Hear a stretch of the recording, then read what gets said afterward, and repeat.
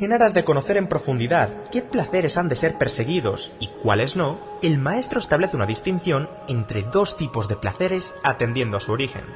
Mientras los placeres corporales involucran sensaciones agradables de nuestro cuerpo en un momento concreto, tales como la saciedad al término de una comida, el orgasmo en un encuentro sexual intenso o el confort de estar al aire libre tomando el sol, los placeres mentales recogen procesos cognitivos y estados emocionales que pueden ser producto de una experiencia pasada, como un recuerdo amargo de la infancia que provoca repulsión, o la alegría tras haber cumplido una meta, o una expectativa futura, como el miedo a la muerte o la ansiedad al saber que los dioses nos podrían castigar por nuestros errores. Epicuro considera los placeres mentales superiores a los corporales, pues persisten más allá del momento presente gracias a la memoria, en eventos pasados, y a la imaginación, en eventos futuros. Empero, esto no implica que todo placer corporal sea estrictamente pernicioso, sino que los mentales tienen más relevancia dentro del cómputo total. En otras palabras, en esta vida hay placeres corporales buenos, placeres corporales malos, placeres mentales buenos y placeres mentales malos. Por interpretaciones en su contrario, existen también dolores corporales y mentales tanto buenos como malos, lo cual nos lleva a una conclusión de suma importancia. Ni el placer es siempre deseable, ni el dolor es siempre repudiable. Así como no todo placer debe ser perseguido, no todo dolor debe ser evitado. En su lugar, el individuo epicúreo ha de llevar a cabo el denominado cálculo hedonista, un proceso mediante el cual emplea la sabiduría, el intelecto y la razón para proyectar el impacto de dichos placeres y dolores en el corto, medio y largo plazo. De este modo, uno maximizará su satisfacción neta como sujeto pensante, es decir, su felicidad. El pensador griego resume este proceso en la siguiente cita: «La paradoja que esconde el placer es fascinante. Es precisamente el hecho de que sea el objeto último de la existencia humana lo que nos incita a rechazarlo en ocasiones puntuales. Yerran los hombres que, desde su ciego atrevimiento, incurren en placeres que acaban originando más molestias en ellos, así como los que pasan por alto dolores que traen como consecuencia un mayor placer en el sentido global. Por tanto, no todo placer debe ser elegido, ni todo dolor debe ser rechazado. La única forma de tomar la decisión correcta es fijarse los beneficios y las inconveniencias que estos emanan con especial precaución, pues no es extraño que el mal se disfrace de bien y el bien se disfrace de mal. A continuación, ilustraré este punto con unos cuantos ejemplos. La embriaguez es un placer corporal que ha de ser evitado a toda costa. Al proceder con el cálculo hedonista, podemos observar que el placer que proporciona el alcohol aumenta drásticamente a muy corto plazo. Cada consumo provoca que nos olvidemos de nuestros problemas, socialicemos con facilidad y disfrutemos del momento. Cabría pensar que se trata de un hábito deseable, pero esta conclusión no es más que un engaño. Todos somos conscientes de que sus efectos positivos son de carácter temporal, de que su intensidad se va reduciendo con cada nueva ingesta, y por si fuera poco, que el sufrimiento al no tomar es cada vez mayor. El resultado a medio y largo plazo es una satisfacción neta negativa. La bebida no es más que un deleite efímero, fugaz y nocivo, que traerá más dolor que placer. En contraposición, la soledad es un dolor mental que debería ser adoptado en justa moderación, siguiendo exactamente el mismo esquema de antes y suponiendo que sus dosis no sean extremas. El tiempo con uno mismo puede provocar bastante disconformidad en quienes no lo hayan ejercido de forma tan asidua, llegando incluso a disfrazarse de una sensación muy amarga. ¿Y qué sucede a medida que uno va encontrándose a sí mismo mediante la realización de sus ambiciones, proyectos y metas? Pues lo inevitable. El placer de concebirse dentro del camino correcto, sumado al creciente anhelo de conocimiento y la imperturbabilidad del estado de ánimo, engendrarán una cascada de gratas impresiones sensibles. Del mismo modo, existen dolores corporales favorables, como el cansancio durante una larga sesión de entrenamiento, así como placeres mentales favorables, como la ausencia de miedo ante la vida, dolores corporales desfavorables, como la aflicción que provoca una enfermedad crónica, o dolores mentales desfavorables, como la decepción tras no obedecer a nuestro intelecto y caer en la tentación. A fin de cuentas, es esta la razón por la que el filósofo coloca la sabiduría como la mayor de las virtudes. Es el juez imparcial que mide las cosas tales como son, el ojo que todo lo ve, el árbitro más justo que existe. Esa voz que nos susurra al oído, sería mejor que hicieras esto en lugar de aquello otro. De acuerdo, hay ocasiones en las que discernir qué hábitos son una fuente de bienestar y cuáles son un catalizador del malestar es bastante intuitivo, pero otras no. Es conveniente acudir a uno de los escritos de Epicuro para encontrar otras pistas más allá de un simple descuento del binomio placer-dolor, la carta a Meneceo.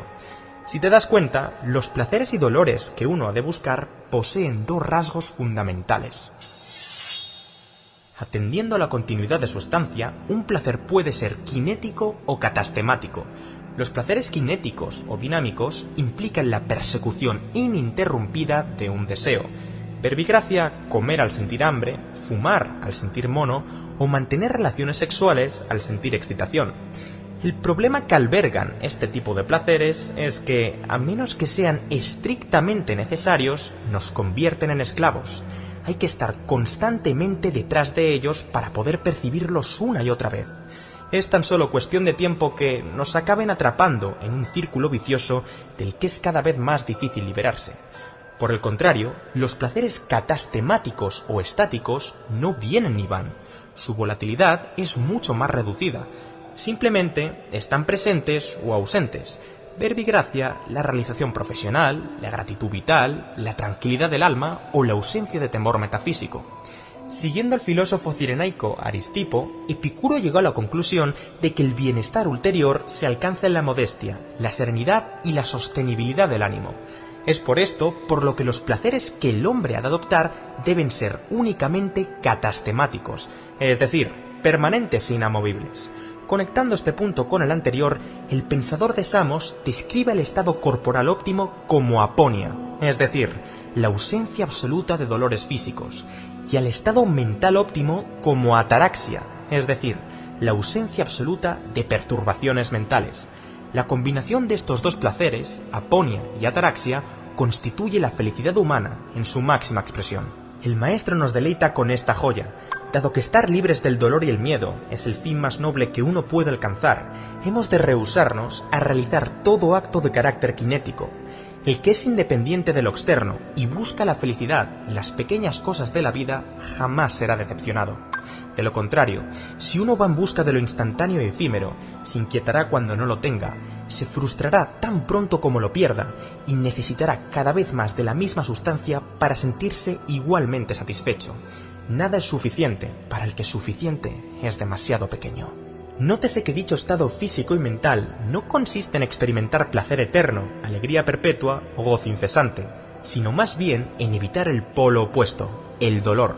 Protegerse contra la aflicción corporal y la tortura mental es la mejor estrategia a largo plazo.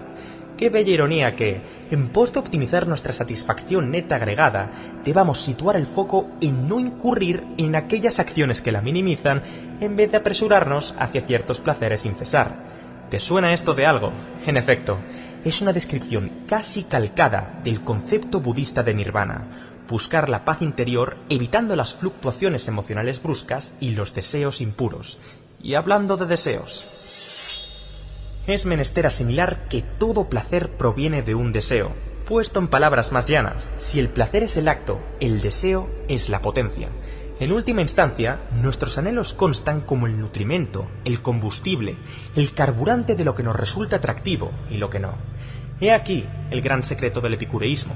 Si uno aprende a dominar lo que desea, sabrá hacerse responsable de lo que disfruta y lo que detesta. Ahora bien, ¿es esto posible? Si bien el maestro no especifica cómo controlar nuestras pulsiones, su pensamiento es de gran ayuda en tanto en cuanto nos permite gestionar eficientemente nuestra operativa.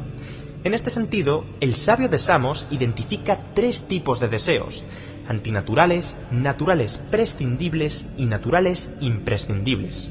Con respecto a los deseos naturales, tales como la fama, el poder o la riqueza, el filósofo muestra un rechazo absoluto, puesto que retroalimentan la vanidad, el egocentrismo y la frustración, y son demasiado difíciles de lograr, mantener y gozar para que merezca la pena ir en su busca y captura. Más tarde, el pensador incide en los deseos naturales prescindibles, tales como la libido, la gula o el acomodamiento, describiéndolos como impostores disfrazados de necesidades básicas. En efecto, el sexo, la comida y el descanso son necesarios, Pero ¿quiere decir esto que su uso ilimitado e irresponsable no acarree nefastas consecuencias? En absoluto. Por último, Epicuro coloca los deseos naturales imprescindibles, tales como el hambre, la amistad, el conocimiento o la libertad, como impulsos puros, virtuosos y beneficiosos para alcanzar la felicidad.